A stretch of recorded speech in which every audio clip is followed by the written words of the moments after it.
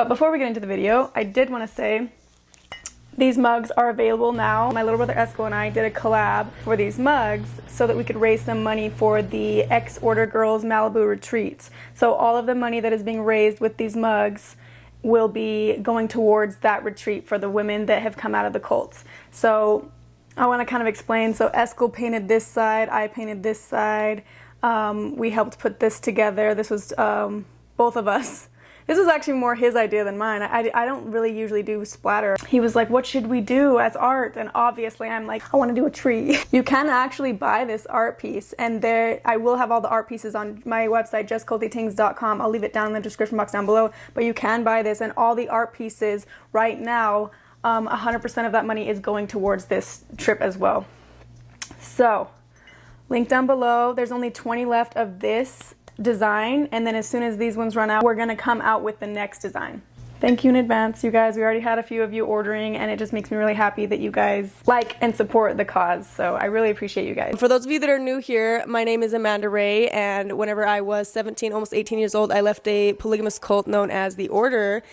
And if you're interested in hearing more about my story, I will link those videos in my description box down below. But if you are not new to my channel or new to the stories of the Order, you may recognize this person right here.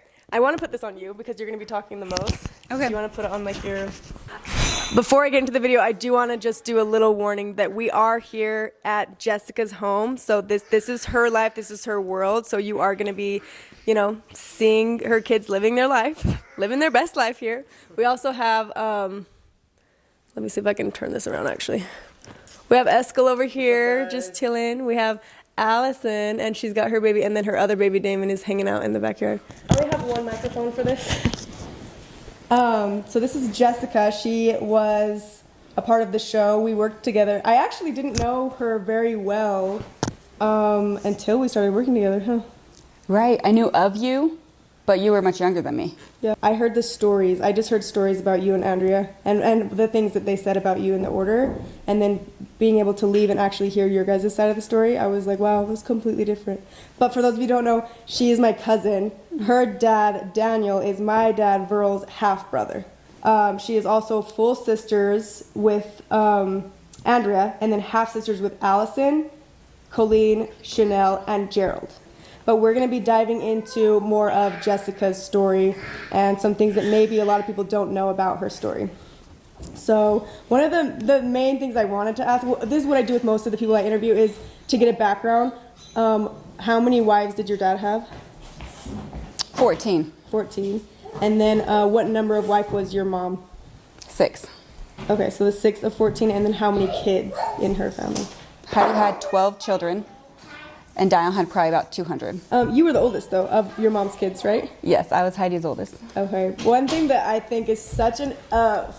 it's not a funny story. It's a interesting story that a lot of people don't know about is her mom was engaged to Daniel at the same time as Chanel, Colleen, and Gerald's mom was engaged. Do you know who was engaged first? Shirley was engaged first. So my mom, Daniel didn't even know my mom. He met Allison's mom because she came to the church to have an interview to get married to someone else. And then he decided that Allison's mom was going to be his wife. He met my mom at that wedding. And then he said he had direction, and he always told us the story of that he saw that my mom, the dream or whatever he had was that my mom followed in her sister's footsteps. And so as soon as my mom and Allison's mom are full sisters? Yeah. So we're like 3-4 siblings. Even more siblings. Yes. Wow. Okay, so he meets your mom at his wedding to Allison's mom. Or after he was already engaged to her. Either way, okay. At some point when he was getting married to her mom, that's when he decided, oh, I'm going to marry Heidi, my mom as well, but waited till she turned 15. So she was 14 when they met? Yes. He proposed to her on her 15th birthday. She got married 12 days later. Wow. So, yes, he was already engaged to Shirley, because Shirley was 18 years old. Okay. She was like one of his few wives that made it to 18. So she was already 18, and they had like a long, like 3-month long, like or whatever, engagement. Mm-hmm. But in the meantime, he was just waiting for Heidi to turn 15 to propose to her. Wow. Yeah. So Shirley basically had to go watch her fiance marry your mom. Yes. And then go to a honeymoon and come back. Wow. And 1 month later, married Shirley. Who had a baby first? Shirley did. Shirley had a baby first? Wow. That is like the weirdest story to me, because can you imagine? Because Gerald's older than me. Oh, right. And then He was born in December, and I'm born in June. Okay. So just, you guys are like a few months apart. Wow. That's just such a weird story, even to me. I'm sure that's weird to outsiders, but even to an insider, I'm like, can you imagine being engaged to someone and then watching them marry someone else? It's like traumatizing. In a weird way, though, I feel like Shirley was never bitter about it. She was always good to us as kids. Really? As much as she could be, as much as an older mom is. But like, I felt comfortable at Chanel's house all the time. And hung out with them a lot and got babysat there a lot. It was one of the safer places we got babysat as kids. Really? And that was kind of something I was going to ask next, was like, what was it like growing up being Daniel's kids? In our family, there was a lot of rivalry. There was rivalry, especially between the first two wives, because they were full sisters, married to the same guy. Was there anything like that in Daniel's family? There was more like, I feel like our rivalry was with Paul's family. Really? We had a rivalry with Paul's kids, but at the same time, in the family, there were some wives that other wives would call them liars. And I remember hearing like my mom or the other moms being in conversations saying that other wives would tell lies about them to try to get them in trouble. And now what I articulate is that the wives they always called this were Daniel's half-sisters or closer relationship to him. So I wonder if, I don't know if there was like some weird thing happening amongst the wives. Upset that he married his own half-siblings? Yes, the ones that were his half-siblings, and then the ones that were... I did notice, I don't know if you noticed this with your family, but like if the first wife was mad at my mom for something, then she would almost like take it out on us kids a little. Not beat us, but like it's almost like the mom's bad, the kids are bad, you know, kind of thing. But, yeah, our family was definitely ostracized because my mom, her parents were not polygamous. And at one point left when my mom was little and then came back to save their grandma, who they were going to just let die. So they came back to save her, and they brought my mom and her mom back into the order. And because of that, they were always kind of on the outside, and they worked outside jobs. So we were always kind of treated a little bit different too. Wow. People had to be like, the people who were, more inbred is what I guess how I'd identify them as. People who were more related to each other, the like core Kingstons, then they weren't allowed to hang out with us without like a supervised adult to an extent. Because you guys were kind of like the bad seed. Yeah, we might help them think for themselves. Yeah. Because that's how Papa was. Wow. I don't know if you remember him, but he was like very outspoken, very like, think for yourself, troubleshoot it. Why don't you use your own brain? Yeah. Like he said all sorts of things like that to people. And anyone who is like that, then all of a sudden their reputation gets kind of tarnished. Because you're not supposed to think for yourself. You're supposed to go the law of one above another. I remember even like when I was in the order, my mom had such a negative opinion about the Hanson family. Well, about Shirley's family, because she would speak up. And she had a really bad reputation. Chanel's family did have a bad reputation because they would think for themselves more and they would express it. But what about Daniel? So Daniel would probably come over because he has 14 wives, twice a month, once a month? Yeah, so actually, Daniel didn't have all of those wives when I was born. I remember attending some of the weddings. Oh, because Heidi's one of the She's the sixth one, yeah. Oh. And so I think it was the last 3 of them. I remember their weddings and remember going to their weddings. Like spiritual, small weddings, or? I mean, small enough, but it was like all of us kids were there. All the wives were in a line at the front with the wedding. It was big enough for that because, I mean, the family was getting big. And I remember thinking it was weird, like, that little girl's marrying my dad? That's weird. Like, just thinking. You even recognized that it was. Well, you could see the age difference. Wow. At that point. Yeah. Obviously, because my dad, Daniel, is 17, I think, years older than my mom. So by the time I was, old enough to remember these things, 8 years old or whatever, going to these other weddings, these girls were like 17 and 18 that he was marrying. And so it was very obvious how much younger they were. Yeah. Did you ever notice, I mean, you were pretty young, but did you ever notice how the wives seemed to take it, that he was trying to get another one and another one? Yes, I started to catch on to the jealousy. Our moms were really close, and Shirley was really close, but all three of them, because your mom's 5, my mom's 6, and Shirley's 7. So those 3, and they all had parents who were not polygamous. So those 3 kind of were just closer in the beginning when we were young. I don't know how they are now. And when we were young, they were closer, and they would kind of talk and kind of just be together, and you would hear, and then, I mean, I've seen my mom be dragged down the stairs based on what somebody else's mom said. And What, from Daniel? Daniel dragged her down the stairs. I seen him pull her by her hair, slap her around. So the other eventually wives could cause abuse amongst the other, like yes, they could tattle on they tell on them, and then wow. They tell on them. One of the wives told on something we did at some wedding or some church event or something, and next thing we know, Daniel shows up to our house like 2 weeks later, remembering it. You guys did this, and we're like, that was like 2 weeks ago. We don't even remember it. Wow. And then everyone in the whole family's getting in trouble, including my mom. Wow. And that's what, I'm having a vague memory of the bus meetings, because, so if for anyone unfamiliar, there was this term called the bus meetings where Daniel would basically like line up all the kids that were bad and like give them all the beatings that he owed them for the month, because he has so many kids, so many wives, he can't constantly be, getting after all of you. So it's like he has to keep a notebook of everyone. Yes. And then make sure that they... And they had random kids were assigned to be the person to keep the tallies.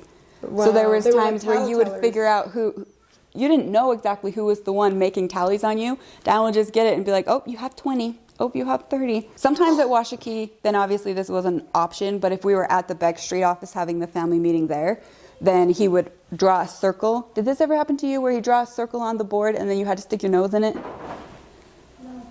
Did you ever see other people do that? And like stand, like a timeout? Yeah. It was like you were in the corner and you had to stick your nose in the circle. Did you put your hands up when you were standing in the corner? They did that at Ensign. At Ensign, I got in trouble, and the teachers would make you keep your hands up, and if you lowered them, then you'd get like extra time. You had to keep your hands up. I remember getting dropped off at the babysitter's, one of Daniel's wives, because she was upset with my mom, got dropped off at the babysitter's, and I had to go straight to the corner, and I didn't get out of the corner until my mom came at the end of the day of work. Wow. And I remember that happened multiple days in a row. Wow. I mean, I hear that Daniel's like less abusive now because of the... Probably because he's getting old and his kids fight back. Yeah. He's and not that's, as strong as he is. yeah, he's like, I'm too old for this. Actually, someone told Eskel that, what happened? The kid The kid literally... was in trouble and he knew it. So he heard that his dad got the news when he was at work, and the kid was at work. So Daniel was heading to the kid's workplace, so the kid hides above the doorway of where they walk into the workplace. And when Daniel walked in, the kid jumped on top of Daniel and just went... He starts beating the shit out of him. And this is what's interesting. I didn't know this till we were talking right before this interview. You would protect the other kids from, or at least try to protect them because you were the oldest, right? Mm-hmm. So what she was saying is you would chase Daniel around the house. When we were younger, then me and Kevin would try to get the blame put on us, or we would confess to whatever Daniel was like, what did you do? Or I need someone did it, tell me what you did. And so we were just like, I did it, and try to confess to it so that we would get the beatings instead of the little kids. Yeah. But as we got older, it was after I ran away when I was 13 and I came back. And after I started having like this relationship with this other guy, I started feeling a little bit more empowered, like somehow he was going to save me and protect me, and somehow like a marriage relationship with this other guy? Yeah. Oh, the guy, my uncle is 42, so he's Daniel's brother, and I knew that there was like, okay, somehow I could probably get protection because he's like the tech guy, the security guy. So He always is the one doing like undercover, like hidden cameras and all of that. So I don't know, I just kind of felt safe. Oh, I was going to ask though, how did that relationship start with your 42-year-old uncle? Because you were Such 15, a long story. Right? I was 14 when it started. I might have been 13 because my birthday's in June, but it was that summer. And so I just don't know exactly when it started. But he came forward on you? Yes, but I worked for him. It was one of those things where Daniel was like, you know how they say that life is like a puzzle and there's like these stepping stones and you're trying to figure out what Heavenly Father wants from you, and you're just trying to figure it out, and you're having these dreams that are direction and guidance and yada yada. So it's kind of just one of those things. And of course, Daniel had me work for this guy So I'm working for him. So of course he's in my life. And then we started going out on jobs together. And I was like, why is he pulling me on jobs? Nobody else is being pulled on jobs. And it was also, I worked with your dad's third wife. Really? Yes, I was really close with her. And so she worked for the same person. And so I was thinking, and your dad was there a lot too. And I was watching their relationship grow. And so then I was thinking, okay, this is what I'm supposed to do too. And so it was just kind of like getting that guidance from the other women, like what's next for me. I'm trying to be good. I'm trying to do the things that the Lord wants from me. And it just kind of grew. Hey, sweetie, what do you need? Was your 42-year uncle supposed to be your, that's what the plan was all along, is what Daniel wanted you to marry him? Or it kind of just... No, it was one of the... I had a really long life in the order. Yeah, I feel like, I mean, we can brush over it. We don't have to... Right? Super It's never detailed about simplified. It's never simplified because... I think she would. You were saying something like there was a number one choice at one point. Yes. There was a number one choice. This is from my understanding, because we were talking the other night about her story, because we don't want this to be like a 4-hour long session. Right. I don't want her to be talking trauma for like 4 hours. It's draining. It's a lot. But I think there's a lot of good, valuable information in this part of your story. But from what my understanding was, is that you had technically like this number one choice that was your first cousin. And yes. Because you were rebelling, you lost the opportunity to have that be your number one choice. And now then you had to go on to your 42-year-old uncle. Did I understand that right? Okay. Yes. And it's because I always looked older than what I was. And so then Daniel was trying to add me to the preparation for marriage classes when I was only 8 years old. And my mom was taking me, but she was pissed off. And so then she eventually walked up to Daniel and was like, why are you having her in these classes? And then, so it was in those classes where I had the conversations in my one-on-ones with Daniel about this number one choice.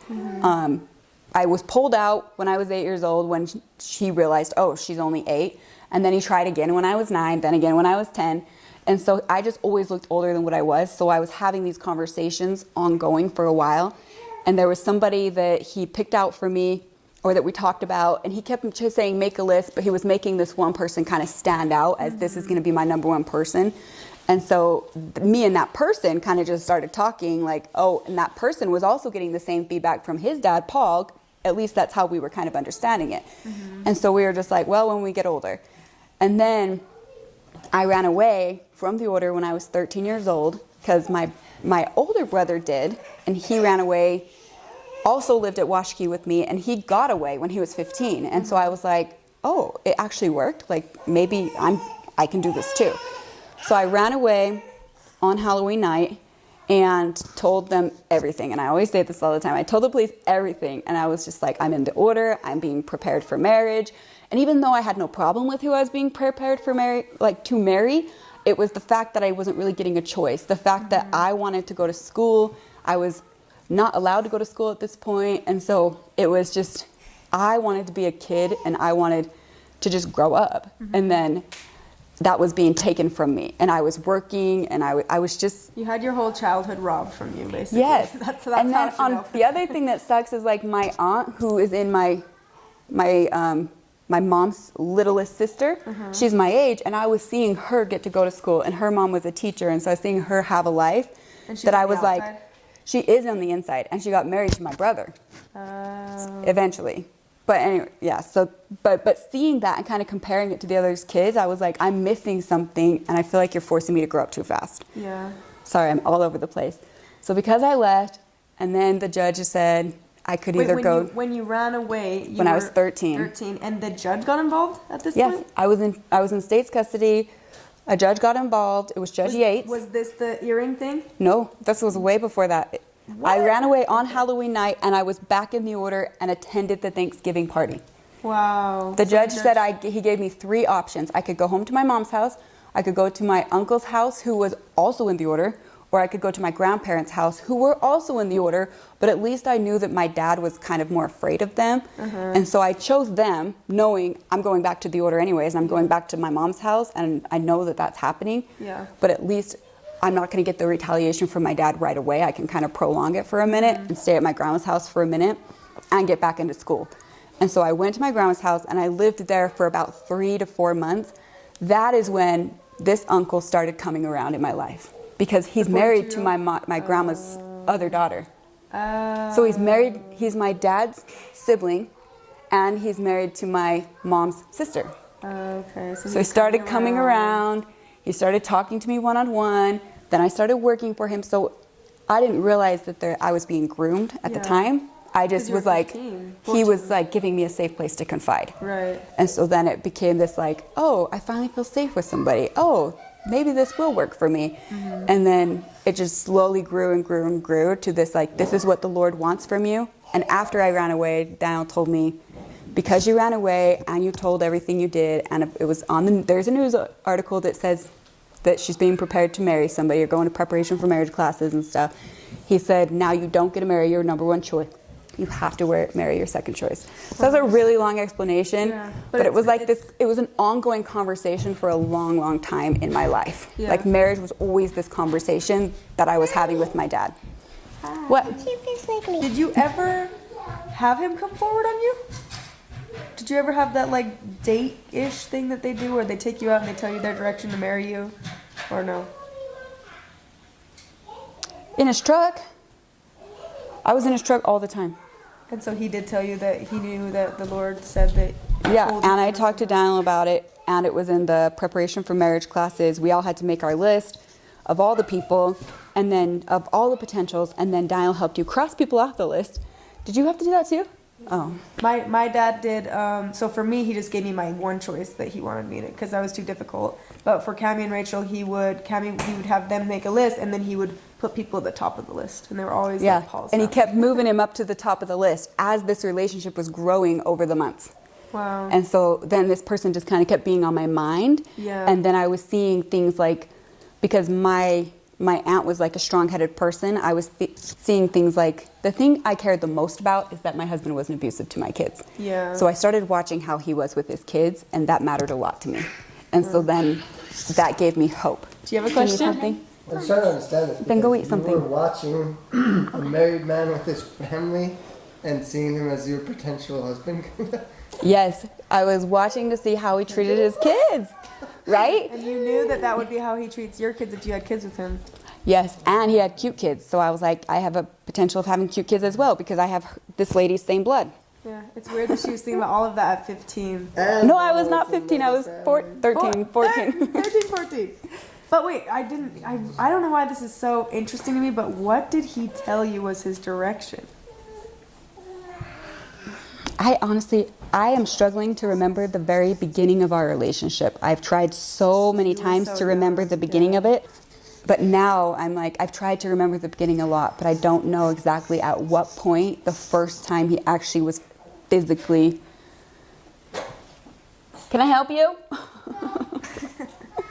Oh, did he actually have a relationship with you in that way? Yes. Your 42-year-old uncle did? Yes, in I his didn't truck know all the that. time.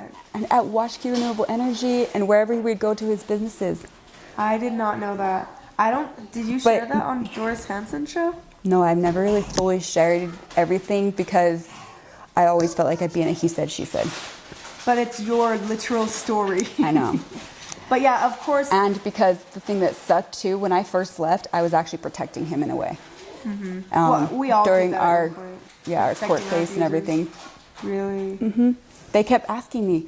They kept saying, like, we know that you've been abused. We know that, like, somebody has a relationship with you. And my aunt knew who I was staying with for a minute when I was in foster care. But I just kept lying and saying no because I was like, I just want out of the order.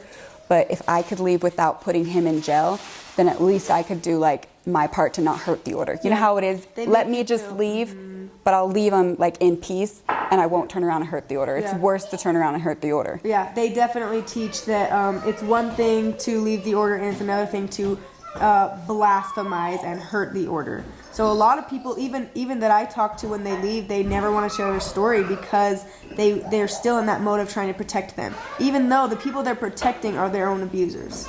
And it's really sad because it's the trauma. It's the trauma that really... I did the same thing when I was abused and DCFS got involved. They asked if he was an adult when it had happened. And I asked them, I was like, what would happen? What would it matter? What would happen to him if he was? And they were like, well, if he wasn't, then this is what's going to happen. If he was, he's going to go to prison for a little while. And I knew that I would get in so much trouble if it was my fault that I sent him to prison. Right. So I lied. You know that because you know that when other people went to prison for raping people, for beating their children, it was your fault. Yeah, it's everyone else's So now fault if it was except the person. actually your fault, Yeah. like what was that gonna be? Yeah, way worse. And because you are supposed to protect your family, and you're taught that the police are the bad ones. You never call the police on your family. And when the DCFS got called for me, in my case, they were like, "Why did you call the DCFS?" And I was like, "I didn't even know they existed." Like I Right. kept having to be Like, like, I don't "Yes, even know what I it is." know." And they were already blaming me, but not blaming the abuser. No, So they never hold them accountable. I feel like maybe it was a little bit of that too with you. Like if you were to be responsible for putting someone in prison, then they would hate you even more, right? And it was also hard because I was put in a situation where I loved my aunts. Like all my mom's sisters, I loved all of them. And I felt like I had a good relationship with all of them until this relationship started. Then of course the aunt that was married to him, then the way she started treating me as if I was like seducing her husband. That I was trying so hard to get her approval, trying so hard to get her to like me, that it was like, no matter, I didn't know my future. I didn't know if these people would ever be in my future, leaving the order, or, I was a child. There's this hope that somehow you're still gonna have a family. And it was like figuring it out in foster care, like, oh, they really are just gonna abandon you and just leave you alone. And even though you are a child, and just leave you alone in the world, and they could care less if you're on the street. And it's like, that reality wasn't right away. And then by the time I was out long enough, and then I was ready to talk about it, and that's when I was like, okay, let's pursue a case. And I started talking to like an investigator, and the nightmares were just so bad, and I couldn't function. I couldn't. How old were you at this point? 17. Okay. Sorry, I know that the viewers are going to be a little bit confused because I was 17, 18. We didn't talk about what caused you to go in the foster care system. I think we kind of jumped a little bit ahead, so let's. Right. It's like all over the place. Sorry about that. I can always edit it too, but to brief over it. So basically,